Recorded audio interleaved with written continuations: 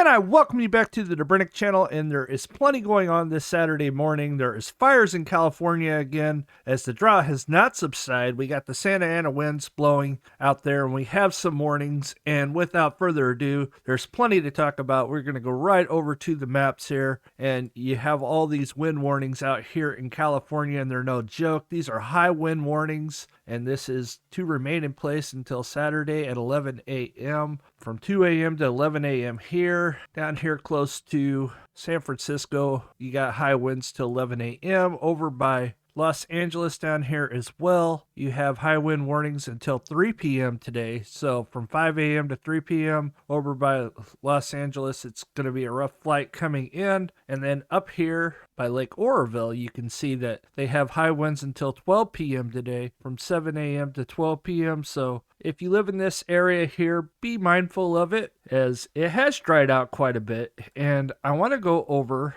California's still in a drought, regardless to what everybody thinks. I know you got several atmospheric rivers. This all used to be exceptional drought, and there is still a severe drought going on in California, even an extreme drought in northern California up here by Lake Shasta and the very tip of the drought here. And then you come down here, you can see that the drought has subsided quite a bit from, let's say, July. But look at Oregon. Oregon's still in a really bad drought. So isn't the whole state of Montana, as well as Nevada, Utah over here as well, and then Arizona down here, Colorado. They're still all the way through Texas, still gone near, and even up in the west here in parts of Wyoming, parts of North and South Dakota, even Nebraska's in a severe drought. Denver, Colorado, it's in a bad drought. So the drought's not over. You got the high winds here, and with that being said, you have fires going on in California as well. Wildfire in Big Spur closes parts of California. Highway 1 forces evacuation. That's CBS News. So be very careful. We're over on Twitter here, and you can see that the California winds is just blowing crazy, and they're talking about it and so on and so forth, and the fires are down here. The dry spell has been lasting for quite a while, so if we don't get more rain soon, this is problematic. Let's go to windy.com without further ado and see what is going on. As we roll back to windy.com, you can clearly see that rain accumulation, we're going to start there like we always do. There is some rain coming to Northern California and not Southern California. So Bakersfield, nothing.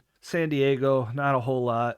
San Jose, it kind of starts around San Jose and just to the north of Fresno, 0.26. Mammoth Lake, 0.23. We scoot up to Sacramento itself. Sacramento, 0.57. Lake Oroville, 1.4. You can see that this is not going to be a snowmaker, apparently. So we come over here, you can see 1/6 of an inch here. We go back to rain accumulation, 1.6. So some of it's going to be rain. It's going to be a warmer pattern, and we will be watching this. But right through here, if we go to tropical tidbits, you can see that a whole lot of snow in the next 384 hours, according to this. So here we are at tropical tidbits, and you can watch this grow. Here is the timeline here. This is January 26th, the 27th, 28th, 29th, the 30th, the 31st, the 1st, and then you get the 2nd. It starts to really the 4th, the 5th, 6th. So you can see in the Sierra, they're calling for 31 inches, and then a good swath right here in Colorado too. So this is going to be really, really good for the Colorado. We will be watching it to see what happens, see if this comes to pass. Quite a bit of this coming around February 2nd,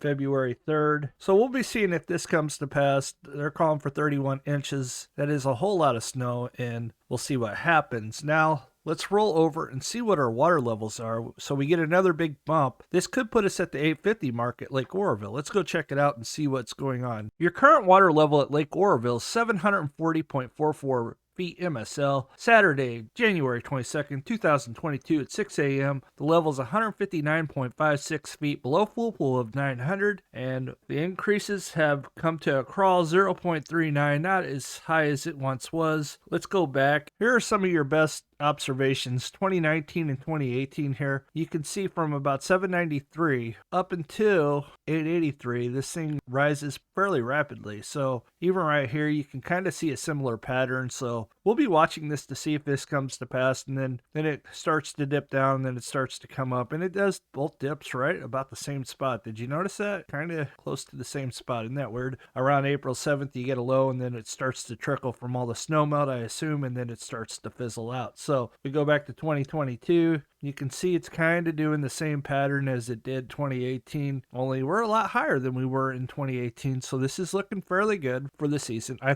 predict that it could possibly come up 100 feet within the next couple months. So we'll be watching that to see if that happens. That's my prediction. I'm thinking 850 in the next couple months. So time will tell. Let's roll over to Lake Shasta and see what's going on down at Lake Shasta. We are currently at Lake Shasta water level. The water level is 931.55 feet MSL Saturday, January 22nd, 2022, 5 a.m. The level is 135.45 feet below full pool of 1,067, and it is on the increase. Changes since yesterday, 0.23, and that is what's going on at Lake Shasta. Let's roll over to Lake Powell and see what's going on at Lake Powell. And we're at Lake Powell. The water level is 3,533.59 feet MSL. This was taken Thursday, January 20th at 2022 at 12 a.m. The level is 166.41 feet below full pool, 3,700. And while this is dismal and it just continues to drop, 0.21 feet, and this is not a good situation. So Lake Powell is currently 26.59%. Total releases for 2022 has been 1,997,017 acre feet, and this is 26.63% of the 7,500,000 acre feet that is supposed to be released from Lake Powell. They continue to just basically drain it away. And since last year, Lake Powell is actually 44.80 feet down from where it was 1 year ago today. Lake Powell is at a low for the water year of 11.76 feet from the high. So, wow,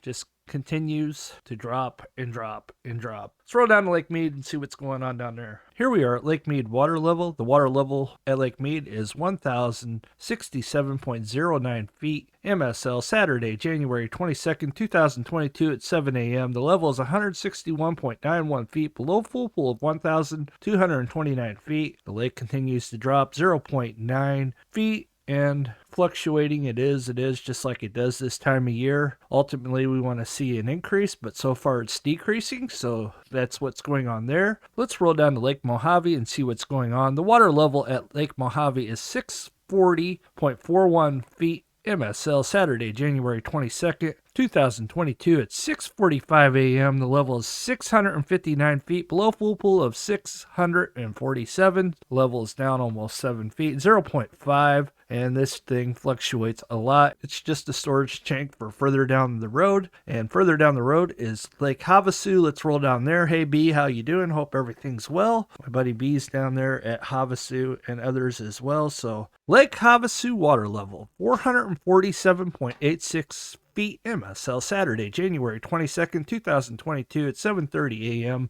The level is 2.86 feet above full pool of 445 feet, and the thing has increased 1.0. You're getting all Lake Powell's water, Lake Mead's water, Lake Mojave's water, and it goes to Lake Havasu. And that is all I have for today. Everybody stay safe in California. God bless those who are in the fire, and hopefully your home didn't get destroyed. You guys have a blessed day. We will see you on the next one. God bless.